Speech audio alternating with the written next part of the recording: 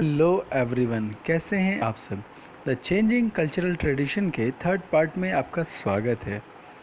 आप जो last video के बाद जबकि हमने निकोलो मैकियावेली के स्टेटमेंट पढ़ लिया था, अब हम देखने की कोशिश करेंगे कि वेमेंस की कंडीशन क्या थी। The aspiration of women. उस दौर की जब वेमेन की कंडीशन थी, स्पेशली एलीट क्लास में, वो कोई बहुत अच्छी नहीं थी। याद रखिए, एलीट क्लास में अच्छी नहीं थी, मिडिल क्लास में थोड़ी सी बेहतर रही थी। वहाँ पर क्या था, जैसे आज का जो भारत है, कुछ कुछ कहानी कुछ वैसे ही थी। वहाँ पर क्या था कि विमेंस के साथ काफ़ी सारा भेदभाव था। विमेंस के पास डिसीजन मेकिंग कंडीशन नहीं थी। ठीक है, कोई जो है आप फैमिली से रिलेटेड बड़ी डिसीजन नहीं ले सकते थे। जो एजुकेशन थी वो मेल के लिए ही थी।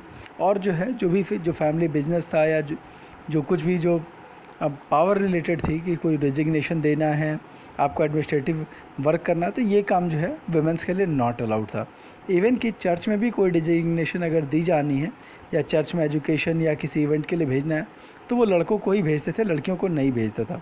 इवन कि शादी में डावरी दी जाती थी, सिर्फ इंडिया में ही नहीं है, यूरोप में भी किसी ज़माने में थी। तो डावरी दी जाती थी, लेकिन उस डावरी के साथ जो भी पैसा या प्रॉपर्टी होती थी वो सीधा उसके हस्बैंड को दे दी जाती थी।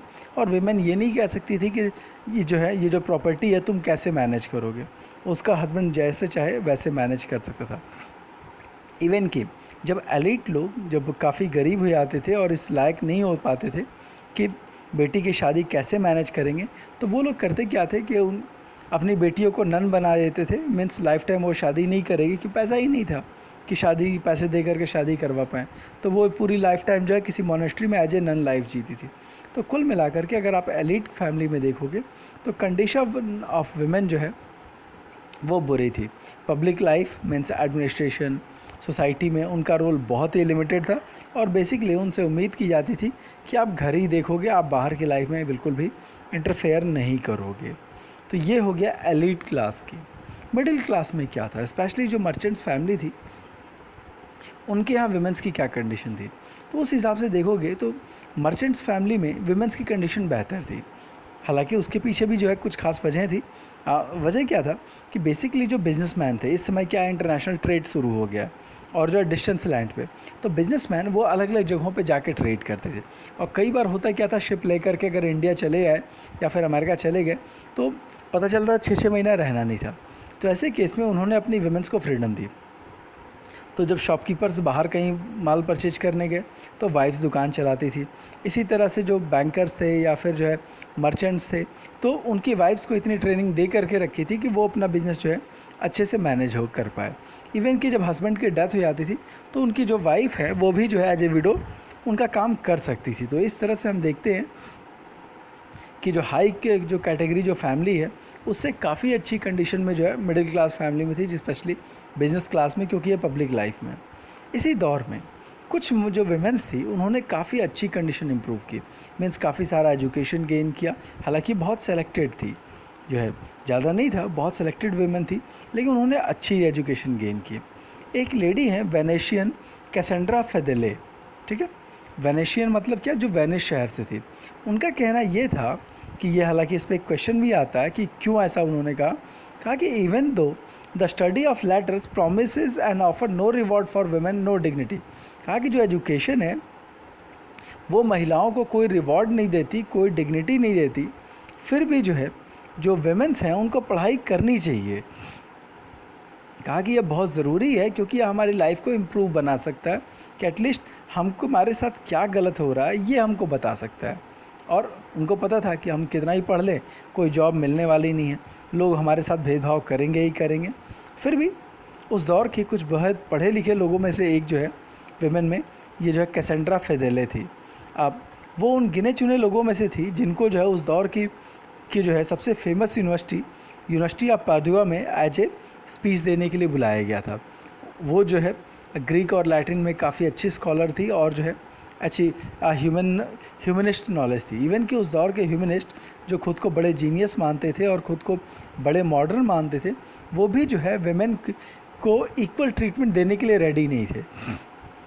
और कैसेंड्रा फेदेले ने साफ साफ कहा कि जो है ये गलत है। अगर आप जो है अपने लिए लिबर्टी चाहते हो, आप चाहते हो हर जगह इक्वल ट्रीटमेंट हो, ह्यूमनिस्ट स्कॉलर्स को कह रही हैं, तो ये गलत बात है कि आप वेमेंस को जो है आप इक्वालिटी नहीं दे रहे हो कि आप उनको जो है यही जो है क्वालिटीज़ जो बोलने की है, पढ़ने की है, सीखने की है, ये क्वालिटी जो है विमेन को भी मिलना चाहिए।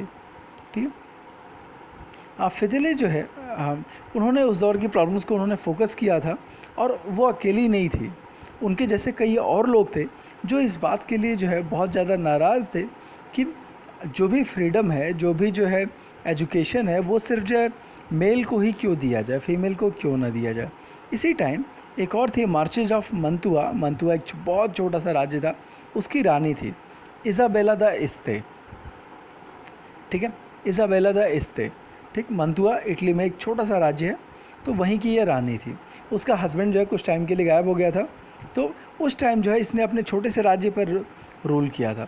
तो यूरोप के हिसाब से बहुत बड़ी बात थी कि यूरोप के लोग किसी भी हाल में इस बात के लिए रेडी नहीं थे कि कोई लेडी जो है किसी इलाके पर रूल कर सकती है, बट उसने सक्सेसफुली रूल किया, और सबसे बड़ी बात क्या, लोगों ने उसको एक्सेप्ट किया। अच्छा, हालांकि उसका स्टेट छोटा था, बट फिर भी वो जो स्टेट था वो काफ़ी इंटेलेक्चुअल्स के लिए काफ़ी फेमस था।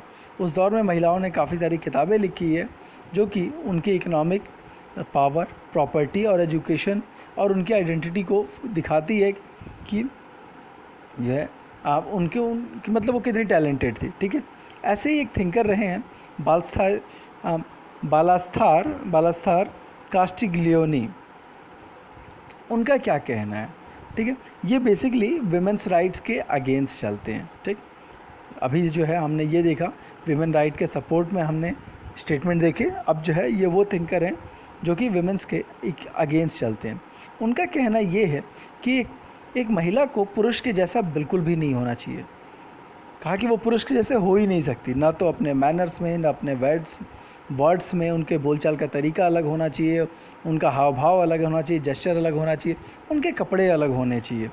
कहा कि जो महिलाओं पुरुष कैसे हो सकती हैं, महिलाएं ये सॉफ्ट होती हैं, वो हार्ड होती हैं। उन्होंने कहा कि जैसे एक पुरुष से हम उम्मीद करते हैं कि वो एक जो है रफ़ एंड टफ होगा, हार्ड होगा, जो है बॉडी बिल्डर होगा, मतलब जो है उसके मैन वाली क्वालिटी होगी, ऐसे ही जब हम विमेन की कल्पना करते हैं तो हमसे उनसे उम्मीद करते हैं कि वो सॉफ्ट हों, डेलिकेट हों, और उनके अंदर एक जो है स्वीटनेस सी हो, जो कि उनके हर एक्टिविटी, हर मूवमेंट में दिखे। तो कहा कि ये दोनों चीज़ों को हमको मिक्स नहीं करना चाहिए, कि विमेन के अंदर सॉफ्टनेस होनी चाहिए और मेन के अंदर जो है हार्डनेस होना चाहिए।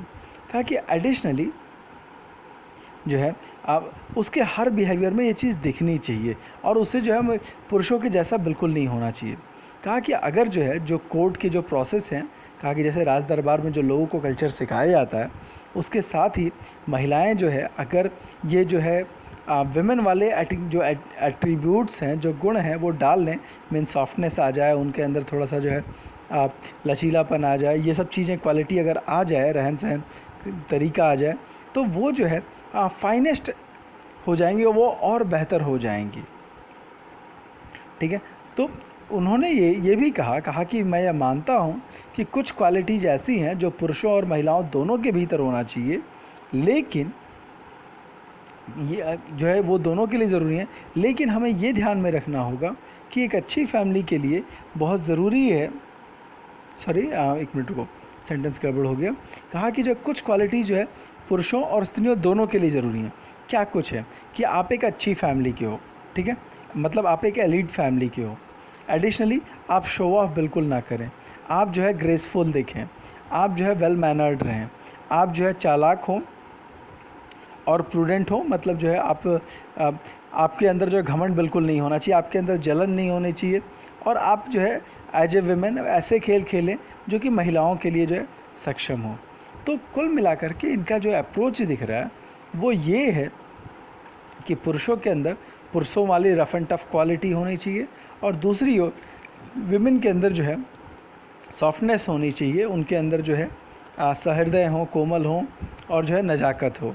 आपको क्या लगता है, क्या ऐसा होना चाहिए विमेंस को भी, या तो जो है पुरुषों के एग्जैक्ट सेम होना चाहिए, या फिर जो है स्त्रियों के अंदर स्त्रियों वाली क्वालिटी, सो कॉल्ड स्त्रियों जैसी क्वालिटी होनी चाहिए, सॉफ्टनेस होनी चाहिए? आपका क्या व्यू है, कमेंट बॉक्स में ज़रूर मेंशन कीजिएगा। डिबेट्स विद इन क्रिश्चियनिटी, ये सबसे इम्पॉर्टेंट सेक्शन रहा है ह्यूमनिस्ट थॉट का। जैसे जैसे ह्यूमनिस्ट थॉट डेवलप होना शुरू हुआ, वैसे वैसे उसने अलग अलग चीज़ों पर जो है अपना ध्यान देना शुरू किया। ठीक है, हर जगह, क्योंकि जो ह्यूमनिस्ट थॉट है वो लॉजिक की बात करता है, धर्म क्या है, आस्था की बात करता है। ठीक है, धर्म ये कहता है कि जो कुछ भी पहले से पढ़ाया जा रहा है, जो कुछ धार्मिक किताबें कह रही हैं वो सही हैं, तो आपको एज इट इज़ उसको फॉलो करना है। ह्यूमनिस्ट क्या कह रहे हैं कि नहीं, आप अलग अलग सोर्सेज से नॉलेज गेन करो और ये देखने की कोशिश करो कि सही क्या है।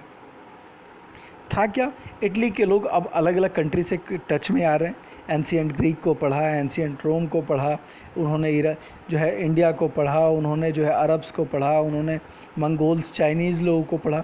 इससे क्या है, उनके सोचने का दायरा विकसित हो रहा है। अब जो है उन्होंने जो है अब जो धर्म के से रिलेटेड जो क्वेश्चन थे उस पर सोचना शुरू किया, जो चर्च जो बातें कह रहा है उस पर उन्होंने क्वेश्चन शुरू करना शुरू किया। अब एक चीज़ और थी कि ठीक है, जो इटालियन जो ग्रीक रोमन चीज़ें देखना शुरू किया, लेकिन जो इटली में जो थिंकिंग थी वो बेसिकली जो है ह्यूमनिस्ट अप्रोच, चर्च की, उसमें जो है धर्म का इन्वॉल्वमेंट इतना नहीं था। इटली में जो ह्यूमनिस्ट थिंकिंग चल रही है उसमें वो धर्म की चीज़ों पे उतना फोकस नहीं किए। ठीक है, उनके लिए चूँकि बेसिकली वो बिज़नेस में इन्वॉल्व थे तो बिज़नेस से ही रिलेटेड फंसे रहे। ठीक है, लेकिन नॉर्थ यूरोप में जो ह्यूमनिज़्म जब फैला तो उसने जो है रिलीजियस मैटर में ज़्यादा इंटरफेयर किया। ठीक है, इटली में जो स्टडी हो रही थी बेसिकली वो लॉ पे फोकस है, वो एडमिनिस्ट्रेशन पे फोकस है, वो बिज़नेस पे फोकस है, लेकिन जो नॉर्थ यूरोप के जो ह्यूमनिस्ट थिंकर्स थे उन्होंने चर्च पर फोकस करना शुरू किया। उन्होंने ये देखना शुरू किया कि चर्च जो काम कर रहा है क्या वो वास्तव में क्रिश्चियनिटी के अकॉर्डिंग है या कुछ बदमाशी कर रहे हैं। अब उन्होंने ये महसूस किया जब पुरानी किताबों को पढ़ना शुरू किया, एंशिएंट टेक्स्ट को, उन्होंने देखा कि साहब चर्च में जो दिख रहा है ये तो जो एंशिएंट क्रिश्चियनिटी में है ही नहीं। उन्होंने ये कहा कि जो है एंशिएंट क्रिश्चियनिटी कुछ और कहती है और चर्च कुछ और करवा रहा है। ये कैसे समझें इसको, जो अपने धर्म के हिसाब से देखते हैं, अपने हिंदुज़म की ओर से, तभी शायद चीज़ों को हम बेहतर तरीके से समझ पाएँ। कहा कि देखिए, जिस हिंदू धर्म को हम आज जानते हैं ये ओरिजिनल हिंदू धर्म नहीं है। जब आप वेद पढ़ोगे तो आप देखोगे कि हम जिन भगवान को जानते हैं, राम जी, कृष्ण जी, दुर्गा जी, इनका नाम जो है वेदों में है ही नहीं। One thing. सेकंड थिंग, हम मूर्ति पूजा करते हैं हिंदू धर्म में, जो कि ये क्या चीज़ है, मूर्ति पूजा की बात होती है, आप देखोगे कहीं वेदों में मूर्ति पूजा है ही नहीं। ठीक, हम क्या करते हैं, भगवान के सामने अगरबत्ती जलाते हैं, आरती गाते हैं। ठीक है, ये सारी चीज़ें जो है हिंदू धर्म में है ही नहीं, ओरिजिनल हिंदू धर्म में। वेदों में इन सब चीज़ों का कोई जिक्र नहीं, ना हमारे इन नए भगवान लोगों का जिक्र है, ना ये सब। तो आखिर क्या है, वेदों में क्या कहते हैं, सिर्फ यज्ञ की बात होती है, जिन देवताओं की बात होती है, इंद्र की, वरुण की, वायु की, अग्नि की, आप देखोगे इन देवताओं की आज कहीं कोई पूजा नहीं करता। नॉर्मली कुछ एक एक्सेप्शन हो सकते हैं, बट नॉर्मली इन देवताओं की पूजा नहीं होती। तो इस तरह से अगर आप एंशिएंट टेक्स्ट के हिसाब से देखो तो हम हिंदू बचे ही नहीं हैं। तो अच्छा, अगर आप देखोगे सही मायनों में तो सिर्फ एक शादी होती है जिसमें यज्ञ होता है, अदरवाइज़ आप देखो नॉर्मली पूजा पाठ में यज्ञ कहाँ बचे हैं, सिर्फ शादी के टाइम। तो इस तरह से आप देखोगे कि ओरिजिनल जो हिंदू धर्म था उससे हम लोग काफ़ी कुछ जो है डेविएट हो चुके हैं। ठीक है, ऐसे ही क्रिश्चियनिटी में भी जो है जो ओरिजिनल जो बातें जो है बाइबल में कही गई थी, ये लोग जो है उससे काफ़ी कुछ चेंज कर चुके थे। इवन कि चर्च ने बहुत सारी ऊट पटांग हरकतें शुरू कर दी थी, जिसके तहत उन्होंने काफ़ी सारा करप्शन फैला दिया था। अभी हम एक एक करके उसको जानेंगे। ठीक है, ये क्या चीज़ें हैं, और दुनिया के सारे धर्म में कुछ ना कुछ फ्रॉडगिरी होती है। ठीक है, एक एग्जांपल और देता हूँ। बिहार में जो है एक तारा देवी का पीठ है। ठीक है, तारा देवी को ये कहा जाता है कि ये दुर्गा जी का अवतार है। ठीक, या फिर कुछ लोग ये कहते हैं कि सती के जो है जो 52 भाग हुए थे उसमें जो है बाएं आँख की जो ज्योति है, उग्र तारा, वो उसका पार्टिकल गिरा। अब एक्चुअल में तारा कौन है, तो तारा बेसिकली एक बुद्धिस्ट देवी थी। बौद्ध धर्म जब आप पढ़ोगे तो उसमें एक बुद्ध की वाइफ का नाम जो है तारा मिलता है। तो था क्या कि इंडिया से जब बुद्धिज़्म ख़त्म होने लगा, लेकिन बौद्ध धर्म की मूर्तियाँ पड़ी हुई थी, तो लोगों ने क्या किया, लोगों वो पूरी बुद्ध धर्म की कहानी भूल चुके थे और उन्होंने उस बुद्ध भगवान की मूर्ति को ही जो है उठा करके दुर्गा जी की मूर्ति या सती माता की मूर्ति बना के रख दिया। और आज भी उस मूर्ति को देखोगे तो वो जो है साफ साफ लगता है कि वो एक बुद्धिस्ट मूर्ति है, लेकिन चलता है। तो इस तरह की फ्रॉडगिरी जो है हर धर्म में रही है और सब ने जो है थोड़ा बहुत गड़बड़ किया हुआ है। अब देखते हैं, खैर हमारा जो मेन टॉपिक है, क्रिश्चियनिटी में क्या कुछ है, क्या कुछ गड़बड़ियाँ हुई थी। हुआ क्या था कि चर्च ने कई सारी जो है उल्टी सीधी प्रैक्टिसेस शुरू कर दी थी भगवान के नाम पे, और जिससे जो है जिसके बेस पर उन्होंने जो है लोगों को परेशान करना शुरू किया था। ठीक है, अब जो नए थिंकर्स आ रहे हैं वो ये कहे कि भगवान ने सबको फ्रीडम दी है कि वो लाइफ अपने अच्छे से जी पाए। ऐसा नहीं हो सकता कि भगवान जो है हमें लाइफ प्रॉब्लम में डाले। चर्च क्या कहता था कि सारी दुनिया पापी है, सब लोगों ने इतना पाप किया हुआ है, इसके कारण लाइफ में इतनी प्रॉब्लम्स आती है। और जो नए थिंकर्स हैं वो ये कह रहे हैं कि नहीं, ये जो रिचुअल्स है ये बकवास है, लोगों ने कोई पाप नहीं किया, भगवान हमको पापी क्यों बनाएगा। थिंकर्स कौन कौन हैं? तो पहले जो थिंकर्स थे थॉमस मोर, ठीक है, और दूसरे जो हैं, ये थॉमस मोर कहाँ से हैं? इंग्लैंड से। इरास्मस कहाँ से हैं? हॉलैंड से हैं। ये एक एक नंबर के क्वेश्चन होते हैं, ये जो है इम्पॉर्टेंट हो जाते हैं। ठीक है, इन्होंने कहा कि चर्च जो है बहुत ही ग्रीडी ऑर्गेनाइजेशन हो चुकी है, जिसने लोगों को एक्सटॉर्ट करके, लोगों को टॉर्चर करके पैसे लूटने का धंधा बना लिया है। उन्होंने कहा कि चर्च के द्वारा जो सबसे फ्रॉड काम होता है वो है सेल ऑफ इंडल्जेंस। ठीक है, ये याद रखिए, एक एक नंबर के क्वेश्चन में आता है इंडल्जेंस क्या है। तो होता क्या था कि चर्च ने एक ट्रेंड बनाया था कि आप जो है कोई भी पाप करो, उस पाप करने को साल भर आप कोई भी क्राइम करना हो, जो कुछ भी करना हो, उसके बाद आप एक दिन चर्च में आओ, चर्च में आकर के कुछ पैसा डोनेट करो, माफ़ी मांगो और ईश्वर तुमको माफ़ कर देगा। मीन्स आप मर्डर कीजिए, कोई भी क्राइम कीजिए, लूटपाट, बेईमानी, चोरी चकारी कीजिए, चर्च को आकर के पैसे दे दो और जो है चर्च, भगवान आपको माफ़ कर देगा। तो सीधी सी बात है, ये एक फ्रॉड एक्टिविटी थी। तो लोगों ने क्या किया, बाइबल को हर लोकल लैंग्वेज में ट्रांसलेट करना शुरू किया और ट्रांसलेट करके कहा कि बताओ इस ओरिजिनल बाइबल में कहाँ लिखा है कि चर्च को पैसा दे देने से आपके पाप मुक्त हो जाएगा। ठीक है, लेटर का नाम क्या है? इंडल्जेंस। और इसको जो है चर्च बेचता था, क्लर्जी लोग बेचते थे और खूब पैसे कमाते थे। ठीक है, तो इस तरह से लोगों ने कहा कि नहीं, ये फ्रॉडगिरी है, आपको जो है ये लेटर ऑफ इंडल्जेंस नहीं खरीदना चाहिए था। इसी तरह से जो किसान थे उन्होंने चर्च के खिलाफ विद्रोह करना शुरू किया। क्यों विद्रोह शुरू किया? वजह क्या था कि जो चर्च जो थी वो जो है टैक्स वसूलता। आपको ये बताया था कि जो है जो राजा हैं उनके पास जो लैंड होल्डिंग्स थी उस पर एक तरह से दो मालिक हो गए थे। एक तो वो राजा को टैक्स दे रहे थे, ठीक है, जो कि उनके जो है लॉर्ड्स के थ्रू, और दूसरा वो जो है चर्च को टैक्स दे रहे थे। ठीक है, तो लोगों ने चर्च पर सवाल उठाने शुरू कर दिए, कहा कि नहीं, ये चर्च जो है उसको इतना टैक्स देने की ज़रूरत नहीं है। ठीक, इस चीज़ को राजा लोग बहुत सपोर्ट किए कि चर्च को टैक्स ना देना पड़े। क्यों? क्योंकि सीधी सी बात है कि चर्च के जो लोग थे वो राजा के इंटरनल मैटर में खूब इंटरफेयर करते थे कि तुम राजा बनोगे नहीं, तुम्हारा भाई राजा बनेगा, या फिर जो है तुमको राजा लोगों को ही परेशान करते थे कि तुम और ज़्यादा डोनेशन दो, तुम ऐसे करो वैसे करो। राजा ने कोई डिसीजन लिया तो ये चर्च उसमें इंटरफेयर करता था।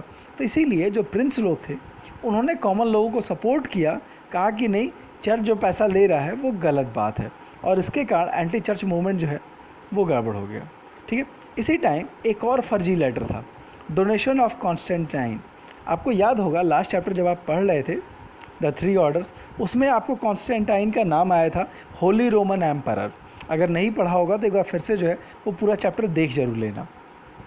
ऐसा कहा जा रहा था कि जो राजा कॉन्स्टेंटाइन था, जो कि जो है होली रोमन एम्परर था, उसने जो है चर्च को अपनी सारी प्रॉपर्टी गिफ्ट कर दी थी। ठीक है, जिसके बेस पर चर्च जो है टाइथ जो है टैक्स लेता था। ठीक है, ये आपको याद होगा, टाइथ और टैली दो टैक्स थे, टैली राजा लेता था, टाइथ चर्च लेता था। तो उसकी चर्च टैक्स क्यों लेता था? तो उसने कहा कि जो है जो कॉन्स्टेंटाइन है उसने जो है चर्च को एरिया दान किया था कि आप जो है यहाँ से टैक्स ले सकते हो। बट जो है जो नए ह्यूमनिस्ट थिंकर्स थे उन्होंने साबित कर दिया कि जो डोनेशन ऑफ कॉन्स्टेंटाइन है ये भी फर्जी है। जो डोनेशन ऑफ कॉन्स्टेंटाइन है ये भी फर्जी है। इट मीन्स कि चर्च को टैक्स लेने का कोई अधिकार नहीं है। सीधी सी बात है, राजा है तो वो टैक्स लेगा, चर्च कैसे टैक्स ले सकता है? आप कोई राजा तो हो नहीं, लेकिन चर्च टैक्स ले रहा था, तो इन्होंने उसको ही फ्रॉड कर दिया। आपको याद होगा कि जो कॉन्स्टेंटाइन थी उसकी माँ के बारे में दिखाया गया था कि वो होली क्रॉस की जो है लकड़ी लेकर के आई थी, कि पवित्र क्रॉस उसको मिल गया, कि जेरूसलम गई उसको लकड़ी होली क्रॉस मिल गया। अगेन वो भी साबित हुआ कि वो भी फर्जी है, वो भी ओरिजिनल नहीं है। तो इस तरह से लोगों ने स्टडी कर करके ये बताना शुरू किया कि धर्म में क्या कुछ फ्रॉड चल रहा है। ऐसे ही एक जर्मन मॉन्क थे मार्टिन लूथर, ये इंपॉर्टेंट नाम है, ठीक है। ये जो है रोम जाते हैं और वहाँ जाकर के देखते हैं कि साहब चर्च के लोग क्या फ्रॉडगिरी किए हुए हैं। हुआ क्या, वहाँ जाके देखे कि पोप जो है हर चीज़ जो है लोगों से खूब सारे पैसे ले रहा है, उल्टी सीधी बातें कर रहा है। तो उन्होंने क्या किया कि जो है एक 76 चर्च की गड़बड़ियों का एक लिस्ट बनाया और उसको प्रिंट करके दीवार पे चिपका दिया। जो चर्च का जो मेन गेट था उसी पर लाके चिपका दिया। प्रिंट क्यों किया? सीधी सी बात है, हैंड राइटिंग लिखता तो पकड़ा जाता तो चर्च फांसी देता। अच्छा, चर्च के साथ बदमाशी ये थी कि चर्च के लोग करते क्या थे कि जो भी आदमी चर्च का विरोध करता था तो सीधे जो है ओपन जो है उसके खिलाफ आरोप लगता था और कहा जाता था ये आदमी आज के बाद से क्रिश्चियन नहीं बचा, और पब्लिकली उसको आग लगा दी जाती थी। सोच के देखो, कहा जाता था कि अगर आपने चर्च का विरोध किया है तो ये आदमी धर्म का विरोधी है। तो ऐसे केस में उस आदमी को जो चौराहे पर एक खंबे से बांध दिया जाता था और आग लगा दिया जाता था ताकि जो है फिर से कोई दूसरा आदमी विद्रोह करने की कोशिश ना करे। तो लूथर साहब भी डरे हुए थे। तो इन्होंने क्या किया, एक प्रिंटिंग प्रेस में पेज छापा, 76 एलिगेशन ले करके जो है उन्होंने चर्च की दीवार पे लगा दिया ताकि सारे लोग अगली सुबह जब आएँ तो देखें कि चर्च में क्या कुछ गड़बड़ी चल रही है। और यही मार्टिन लूथर हैं जहाँ से एक नया मूवमेंट शुरू होता है which was called Protestant movement. याद रखिए, प्रोटेस्टेंट वर्ड कहाँ से निकला है? ये शब्द जो है प्रोटेस्ट से निकला है। प्रोटेस्ट मतलब विरोध करना। किसका विरोध कर रहे थे? चर्च का। जो लोग चर्च को सपोर्ट कर रहे हैं दे वर कॉल्ड कैथोलिक्स। जो लोग चर्च में गड़बड़ी का विरोध कर रहे हैं वो है प्रोटेस्टेंट। याद रखिए, ये प्रोटेस्टेंट भी क्रिश्चियन ही है, ये अलग नहीं है, ये भी क्रिश्चियन है, लेकिन ये लोग जो है चर्च के फ्रॉडगिरी का जो भी फ्रॉड कर रहे थे ये उसका जो है विरोध कर रहे हैं, ठीक है। लीडर कौन है? Martin Luther. मार्टिन लूथर को जर्मनी और स्विट्ज़रलैंड के जो राजा लोग थे उन्होंने खूब सपोर्ट किया, ठीक है। क्यों? क्योंकि वो चर्च से परेशान थे, क्योंकि चर्च के जो लोग थे खूब सारा टैक्स वसूल रहे थे। तो इसलिए जो है मार्टिन लूथर जो है वो काफ़ी जो है पॉपुलर होता चला गया, ठीक। स्विट्ज़रलैंड में एक और साहब थे उल्रिक ज्वेंगली, इन्होंने जो है इसको पॉपुलर किया। बाद में एक जीन कैल्विन थे, उन्होंने इसको जो है काफ़ी पॉपुलराइज़ किया। अब इन तीनों के आइडियाज़ को मर्चेंट्स ने काफ़ी सपोर्ट किया था, क्योंकि मर्चेंट्स लोग भी नहीं चाहते थे कि उनके बिज़नेस पर चर्च ज़्यादा रोक लगाए, क्योंकि चर्च कहता था लोगों के पास ज़्यादा पैसे नहीं होने चाहिए, बिजनेसमैन बहुत करप्टेड होते हैं, उनको जो है सारा पैसा दान दे देना चाहिए। तो इन्हीं सबसे बिजनेसमैन चिढ़े हुए थे और उन्होंने प्रोटेस्टेंट लोगों को सपोर्ट किया, ठीक है। तो इस तरह से शहरों से जो चर्च का प्रभाव था वो काफ़ी कम हो गया। याद रखिए, जो प्रोटेस्टेंट हैं वो भी क्रिश्चियन ही हैं, लेकिन वो जो है ये कहते हैं कि जो बाइबल में लिखा है उतनी बात मानेंगे, बाकी जो चर्च कह रहा है वो हम नहीं मानेंगे, ठीक है। लेकिन रूरल एरिया में चर्च का जो प्रभाव है वो चलता रहा। सीधी सी बात है, गांव के लोग आज भी जो है धर्म को और अंधविश्वास को मानते हैं। दूसरी ओर शहरों में लोग चीज़ों को ज़्यादा लॉजिकल तरीके से थिंकिंग करते हैं। इसी तरह से आगे चल करके कुछ नए थिंकर्स पनपते हैं, जैसे कि एना बैप्टिस्ट जो है रिफॉर्मर्स थे। इन्होंने ये कहा कि जो वो उन्होंने चर्च की कुछ मान्यताओं को सोशल प्रॉब्लम से जोड़ दिया। जैसे क्या था, जो लैंडलॉर्ड लोग थे वो लोग टैक्स बहुत ज़्यादा मांगते थे, ठीक है। तो उन्होंने कहा कि हमें जो है मुक्ति चाहिए, ठीक है। कोई भी धर्म ये कहता है कि इस दुनिया में जो भी प्रॉब्लम्स है हमको उन सबसे मुक्ति चाहिए, साल्वेशन चाहिए, ठीक। तो ये सॉल्वेशन कैसे मिलेगा? तो नॉर्मली ये कहा जाता है पूजा पाठ करके जो है सॉल्वेशन मिल सकता है। तो इन्होंने कहा कि हमको जो सॉल्वेशन चाहिए वो सिर्फ जो है भगवान से ही नहीं चाहिए, हमको जो सॉल्वेशन चाहिए वो इस धरती की प्रॉब्लम से भी चाहिए। इस धरती का प्रॉब्लम क्या कि जो लैंडलॉर्ड हैं जो हमसे बहुत ज़्यादा टैक्स मांग रहे हैं, हमको जो है उससे भी बचना है। जो चर्च है जो बहुत ज़्यादा टैक्स मांग रहा है, हमको उससे भी बचना है। तो उन्होंने साफ साफ कहा कि भगवान ने सबको इक्वल बनाया है, तो इट मीन्स कि चाहे वो प्रेस्ट हो चाहे वो जो लॉर्ड हो, हम सब इक्वल हैं। तो इसका मतलब ये है कि हमको किसी को टैक्स देने की ज़रूरत नहीं। जब लॉर्ड भी हमारे जैसा आदमी है तो हम उसको टैक्स क्यों दें? बहुत बड़ी बात है। उसने कहा जो प्रेस्ट है उसका इलेक्शन होना चाहिए। कहा कि ऐसे ही कोई बाय डिफ़ॉल्ट जो है प्रेस्ट नहीं बनना चाहिए, उसका इलेक्शन कराइए, जो लायक हो वो जो है प्रेस्ट बन जाए, ठीक है। तो इन्होंने रेडिकल विरोध करना शुरू किया, कहा कि नहीं, फ्यूडलिज्म नहीं होना चाहिए, ठीक है। तो इस तरह से अलग अलग जो है जो लोग हैं उनका व्यूज़ आता है, ठीक है। इसके बाद जो है हम देखते हैं ऐसे ही जो है एक विलियम जो है टैंडेल थे, ठीक। उन्होंने जो है बाइबल को इंग्लिश में ट्रांसलेट किया, ठीक। और ये भी जो है प्रोटेस्टेंट मूवमेंट के काफ़ी सपोर्टर थे। उन्होंने क्या कहा, ये सब जो छोटे छोटे पैराग्राफ बहुत इंपॉर्टेंट है, क्योंकि कुछ क्वेश्चन जो है पैराग्राफ बेस्ड आते हैं, तो उस पैराग्राफ के को समझ करके ही आप ये क्वेश्चन सॉल्व कर पाएंगे। उन्होंने कहा कि आप सभी को इस बात पे एग्री करना चाहिए कि जो भी पुरानी किताबें हैं उसको जानबूझ करके ट्रांसलेट होने नहीं दिया। आप किसी पुजारी से कहोगे कि साहब आप लोग जो है जितने वेद हैं या जो भी धार्मिक ग्रंथ हैं उसको आप हिंदी में क्यों नहीं कर देते, या फिर जो है असमी या जो भी मदर टंग है आपकी उसमें क्यों नहीं ट्रांसलेट कर देते, वो आपको हमेशा मना करेंगे। उनको बोलिए कि साहब पूजा करानी है आप, लेकिन हमारी मदर टंग में करवाओ, हमारी शादी जो है वो हिंदी में होनी चाहिए या फिर इंग्लिश में होनी चाहिए, वो कभी नहीं रेडी होगा। अब भगवान जाने जो शादी के मंत्र होते हैं क्या पड़ता है, आपको सिर्फ पंडित के लाइन दोहराने होते हैं। मुझे आज तक नहीं समझ में आया शादी पंडित की होती है या इंसान की होती है, सॉरी दूल्हे दुल्हन की होती है, क्योंकि आपको तो वो वर्ड भी नहीं समझ में आ रहे और पंडित आपसे कहते हैं कि जो है आप उन वर्ड्स को रिपीट कीजिए, ठीक है। तो उन्होंने कहा कि जो है कि जानबूझ करके ये जो लोग हैं ये किताबों को ट्रांसलेट होने नहीं देते, क्योंकि वो ये उनको लगता है कि अगर ये किताबें आपकी मदर टंग में आ जाएगी तो आप जो है इस किताबों में जो रखी बातें वो आप समझ जाओगे, ठीक है। वो चाहते हैं कि आप जो है डार्कनेस में पड़े रहें, आपको सच पता ना चले, और जो है जो कुछ भी वो जो फर्जीवाड़ा किए हुए हैं, जो अंधविश्वास फैलाए हैं, जो उल्टी सीधी बातें कहे हैं, वो जो झूठे घमंडी जो गलत बातें कही हैं वो सारी चीज़ें उनकी छिपती रहें। कहा कि जो है सिचुएशन ये है कि इस तरह की फ्रॉडगिरी से वो खुद को न सिर्फ राजा, लैंडलॉर्ड, इवन कि कई बार वो भगवान से भी ऊपर जो है खुद को साबित कर देते हैं। कहा कि ये जो धर्म के नाम पर वो ऐसा दिखाना चाहते हैं कि हम भगवान से भी ऊपर हैं। क्यों? क्योंकि भगवान कभी भी भेदभाव नहीं करता, भगवान कभी भी गरीब आदमी को परेशान नहीं करना चाहता। दूसरी ओर ये लोग कहते हैं कि नहीं हमको और पैसा दो, अगर पैसा नहीं दोगे तुमको मुक्ति नहीं मिलेगी, तुम्हारे घर वालों को मोक्ष नहीं मिलेगा, तुम्हारी ठीक से शादी नहीं होगी, तुम्हारे जो है लाइफ में ये प्रॉब्लम आएगी, शनि का मंगल आएगा, राहु केतु ये बर्बाद कर देंगे। तो कहा कि ये लोग जो है कहीं ना कहीं भगवान से जो है ऊपर हो गए हैं। कहा कि ये लोग जो है हमको सच से दूर कर रहे हैं, ये सही नहीं है।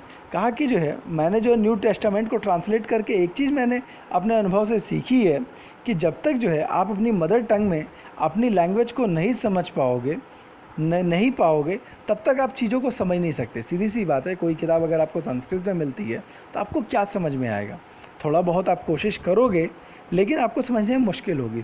लेकिन वही किताब का आपको साफ साफ जो है जिस भी लैंग्वेज में आप कंफर्टेबल हो उस लैंग्वेज में दे दी जाए तो आप आराम से चीज़ों को समझ सकते हो और ये जान पाओगे कि वो लोग जो भी कह रहे हैं वो सही कह रहे हैं या गलत कह रहे हैं, ठीक है। आप आगे चलते हैं। अच्छा, लूथर की क्या सोच थी? तो लूथर जो है वो रेडिकल अप्रोच को सपोर्ट नहीं करता था, वो जो है स्ट्रॉन्ग चेंजेस नहीं चाहता था, वो सिर्फ धर्म में चेंजेस चाहता था। यही वजह थी कि जब जर्मन राजा लोग जो है पीजेंट्स के विद्रोह को दबा रहे थे तो इसने जो है राजाओं का सपोर्ट किया। याद रखिए बाकी लोग क्या कह रहे थे कि फ्यूडलिज्म ख़त्म होना चाहिए, राजाओं को टैक्स नहीं लेना चाहिए, लूथर ने खुल करके राजाओं को सपोर्ट किया। सीधी सी बात है, लूथर को चर्च से डर लग रहा था कि चर्च के लोग उसको मरवा न दें, तो उसको जो सपोर्ट की ज़रूरत थी, तो ये राजा लोगों ने खुल को सपोर्ट किया और जो है लूथर ने राजा को सपोर्ट किया, ठीक है। और जो है 1525 में जो है पूरे जर्मन राजाओं ने किसानों के विद्रोह को दबा दिया, ठीक है। लेकिन दूसरी जगह प्रोटेस्टेंट लोगों का मूवमेंट चलता रहा था। फाइनली जो कैथोलिक चर्च था उसने प्रोटेस्टेंट लोगों को भी जो है अपनी मर्जी से वर्शिप करने की चॉइस दे दी। इंग्लैंड में क्या सीन हुआ? इंग्लैंड की कहानी अलग थी।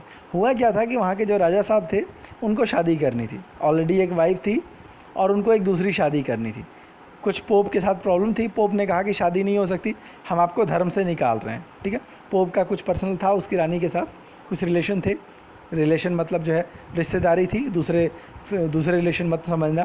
तो पोप जो है नहीं चाहता था कि राजा जो है दूसरी शादी करे, तो राजा इस बात पे भड़क गया, पोप ने उसको धर्म से निकाला। इंग्लैंड ने कहा कि हमारा चर्च ही अलग होगा, तो इंग्लैंड के राजा जो है वो एक अलग चर्च चलाते हैं, एंग्लिकन चर्च बोला जाता है। तो इस तरह से इंग्लैंड का में जो है एक अलग तरह का प्रोटेस्टेंट डेवलप होता है which was called Anglican church, ठीक है।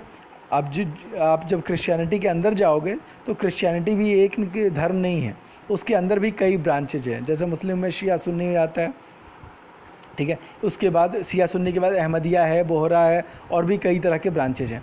ऐसे ही क्रिश्चियनिटी में भी जो है बहुत सारे ब्रांचेज हैं। उसी में जो है इंग्लैंड का एक एंग्लिकन चर्च भी है, जिसका हेड जो है पोप नहीं होता, वो ब्रिटेन का राजा होता है।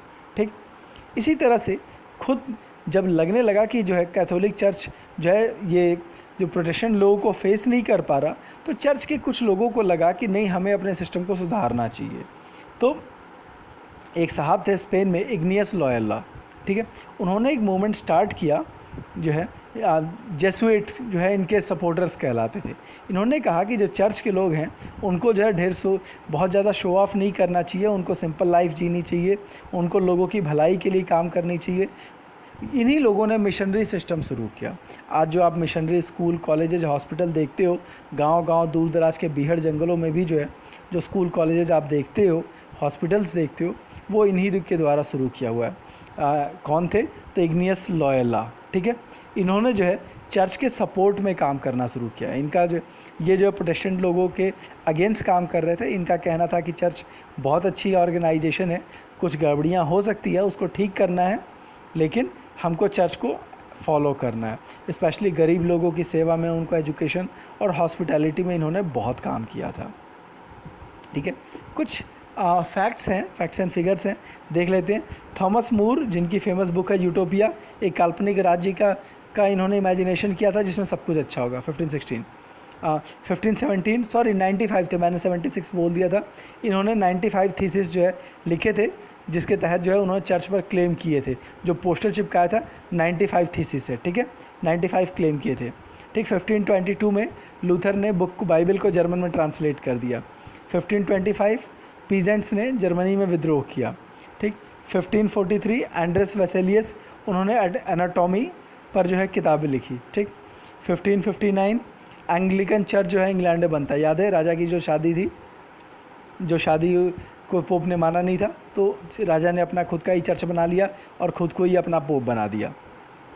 1569 जो मार्केटर हैं वो prepare cylindrical map of earth का एक नया मैप बनता है। 1582 ग्रेगोरीज 13 ने जो है ग्रेगोरियन कैलेंडर यूज़ किया। आज जो कैलेंडर यूज़ करते हैं वो ग्रेगोरियन कैलेंडर है, 1582 में लॉन्च हुआ था। ठीक है, जो फिर 1628 विलियम हार्वे, उन्होंने जो है हार्ट विद ब्लड सर्कुलेशन को जो है एक्सप्लेन किया था। 1673 एकेडमी ऑफ साइंस डेवलप होती है, पहली बार जो है एक ऑर्गेनाइजेशन बनती है जो कि साइंस को फोकस की हुई थी। अभी तक जो भी ऑर्गेनाइजेशन बन रही थी धर्म को लेकर बन रही थी, ये पहली ऑर्गेनाइजेशन है जो कि साइंस को फोकस थी। ठीक है, 1677 आइजैक न्यूटन की प्रिंसिपिया मैथमेटिका पब्लिश होती है। ठीक है, आइजैक न्यूटन आपको याद होगा, फेमस साइंटिस्ट थे, ये उनके बारे में है। ठीक, इसके बाद जो है कोपरनिकस रेवोल्यूशन, साइंस में भी जो है बहुत ज़्यादा जो है डेवलपमेंट होने शुरू हुए। 30 मिनट्स हो गए, एक काम करो इसको नेक्स्ट पार्ट में देखते हैं। ठीक है, चलो बस, थैंक यू। वीडियो में कोई क्वेश्चन होगा कमेंट बॉक्स में ज़रूर मेंशन किया। धन्यवाद, आपका दिन शुभ हो।